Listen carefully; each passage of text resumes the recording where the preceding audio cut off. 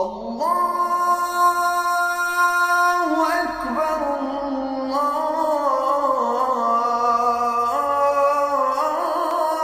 الله أكبر أشهد أن لا إله إلا الله.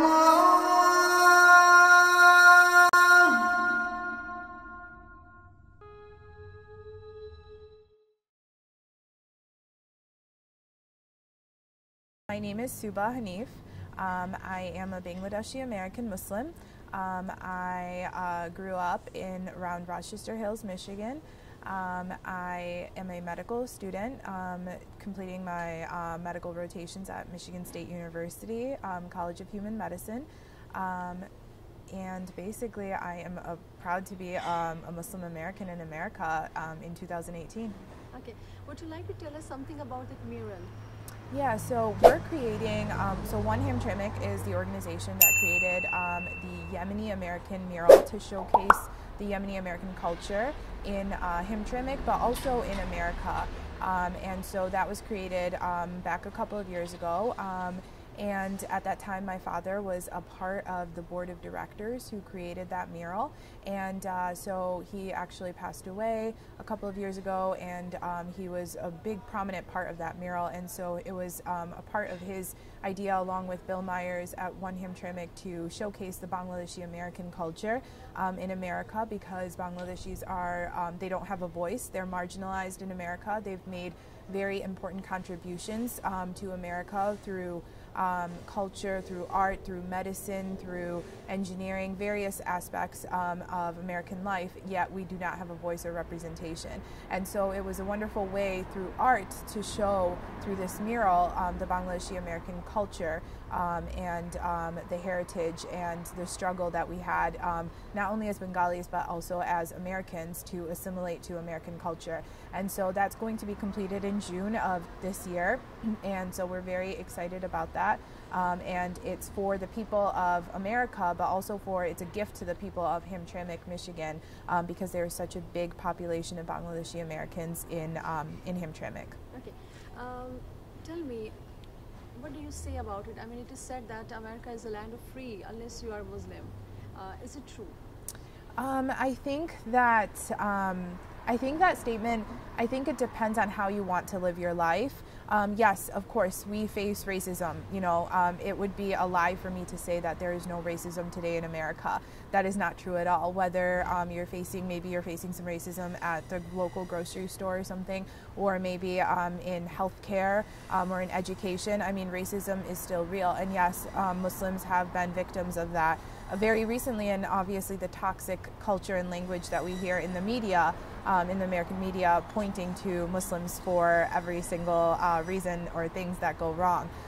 So I think it depends. I think it depends how you want to live your life. I think as a Muslim, I am free to live my life the way that I want to live it.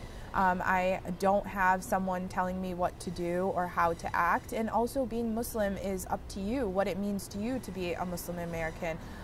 Whether we're talking about religiously, whether you decide to cover or not decide to cover, whether you are praying 5 times a day, whether you're participating in Ramadan and keeping your fast. So I think that in America we're able to do all of those things and yet still be American and be free as well. But yet again, there is racism and discrimination that does prevent certain communities from doing that, which is very disheartening in America still. Yeah. Since we're talking about prayers, what about your religious activities? I mean, Muslims here in America are free to practice their religion. Are they free to, to offer their prayers 5 times a day, or they can do whatever they want? Right. So I think it also depends on where they are, what maybe in terms of if we're talking about if they're in a career, what career they are in. For example, I can speak for medicine in the hospitals in Michigan, around Michigan, the hospitals that I've been to. If there's Muslims everywhere, whether they're nurses or doctors or physical therapists or surgeons, and it's beautiful because in a lot of the hospitals we have Jummah prayer, or we'll have have a collection of everyone in the hospital that is Muslim will come together and we'll pray together. We will have Ramadan like iftar parties. We will break fast together. We sometimes have certain universities have like Ramadan fast-a-thons where they have other non-Muslim students participate in fasting and understand what it means to fast and what we do and what it means to have self-discipline and self-control and really understand what Ramadan is all about. It's not just starving yourself, but it's about self-discipline and self-control. So yeah, I think it depends also on personal ambition and drive and will to practice your religion and how you want to. I have yet to have a problem with wanting to practice my religion and being told that I couldn't. Okay. What about youth? I mean, what would you like to say our youth? When you talk about youth, we don't specifically talk about youth in America, youth in Yemen, in Bangladesh, in Pakistan or Afghanistan. We talk about youth in general, Muslim youth. Okay. What they should do to keep them away from negative activities like drugs, like extremism. What's the way forward for them? Yeah, so I think that for youth, I think it really depends. It starts at home. I think it starts at home, how you are, unfortunately not everyone has a very strong family. Some people do not come from a strong family background or don't have good role models. So I think it really depends on having good role models, whether that is in your family, whether that's amongst your friend circle, whether that's professors or teachers or community activists that you can look to. Having a good role model, I think, really empowers the youth to follow I guess, the quintessential Muslim, righteous Muslim path, but I don't think there is one. But I think that it really depends on having a good role model and then allowing the youth to explore what they want to, whether that's in career or their interests, and not really like dictating for the youth what the right path is. For example, I think in a lot of the South Asian cultures, we sometimes think that, becoming a doctor or becoming an engineer is the right path.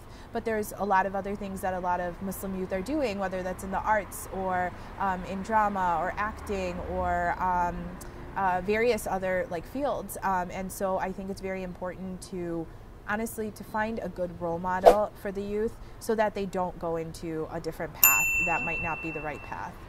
Okay. Have you ever thought that if you were in some other country or Muslim country or some other country, you could have been more privileged or you could have done better? Honestly, that's a very interesting question, because one of the reasons that my parents decided to come to America was because they wanted, I have a younger sister and it's me, and I'm the oldest one, and the thing that my parents were very strong-willed about was that they wanted their daughters to have the same opportunity as their sons and as any males would have, and they felt that they wanted to attain the American dream, and that's why they came to America, was to get the American dream and to allow their daughters to have that opportunity to attain that American dream. And so I think that only in America could I be sitting here in 2018 doing an interview with you guys and be talking about this and have that same opportunity, and I can sit here and say, yes, I've been able to. I think that if I was in any other country, I think there would be certain limitations. I think in America I can dress the way I want to, be the way I want to, still call myself a Muslim American, and yet also call myself an American as well. I have various different identities, whether I'm Bangladeshi, whether I'm Muslim, whether I'm American, and I think that sitting here and saying that is very important, to be able to practice what I preach and be able to feel comfortable with it. Okay. Any message would you like to give overall to the Muslim youth? To the Muslim youth, I would say really follow your passion. I think whether that's in life, in career, whether that's just simple things in everyday life, I think just follow your passion and be happy with whatever you're doing, because happiness is honestly the fundamental thing that I think everyone's trying to attain. And I think sometimes we get really bogged down with various details in our life and we forget to find happiness. So I think being happy, doing whatever makes you happy is what I would tell the youth, and to actually find passion in what they're doing so that they don't go into the wrong direction that you were talking about. Okay. So would you like to tell me how Muslim can improve their perspective in the eyes of Muslims world? I mean, when something wrong happens, it can be associated to the Muslims especially. Right. So how can they better their perception in the eyes of Muslims world? Okay. American world, Western world, sorry. So when something goes wrong in anywhere in the world and Muslims get blamed, you're asking how, as a youth, Yeah. what kind of role you can take to Yeah. prevent that. So I think that within like what my friends and I have done in the past when things have, various terrorist attacks or things that have gone wrong, and we've been, whenever an attack happens, the first thing we do is turn on the television or get on your iPad or iPhone and pray that it's not a Muslim person, right? Because we're going to get blamed. So I think that's very sad, first of all. But what I think is really empowering is that the fact that there's various other like non-Muslims in the community that are starting to understand that Muslims are not to blame for all of these things. And I think that creating a support system of non-Muslims who understand our religion, and I think doing things like what you're doing, trying to educate people, I think education is the first and foremost thing that needs to be done to educate the non-Muslims about our religion and what it means to be a Muslim, that we're a peaceful religion, that we're non-violence, and just because someone does something wrong does not make them represent all of us, because we're all peace-loving people, and one person going astray doesn't mean we're all bad. So I think it's really like educating the community about non-Muslims about that, and then creating a support system of those non-Muslims who are educated, who can then educate others, because education at the end of the day is the only way we're going to be able to get through to people who don't understand us, and therefore they blame us for things such as that. So I think being very open, having open communication and being very open about discussions like that, I think is going to help. As youth, that's what we can do, whether that's through writing, whether that's through group discussions, whether that's through television, radio. I think that's the best way. Okay, tell me, Muslim community here in America, I mean, are they well educated? The Muslim community in America? Oh, I think we're very well educated. I mean, we have some of the world's best doctors, some of the world's best pharmacists, teachers, construction workers, some of the world's best therapists.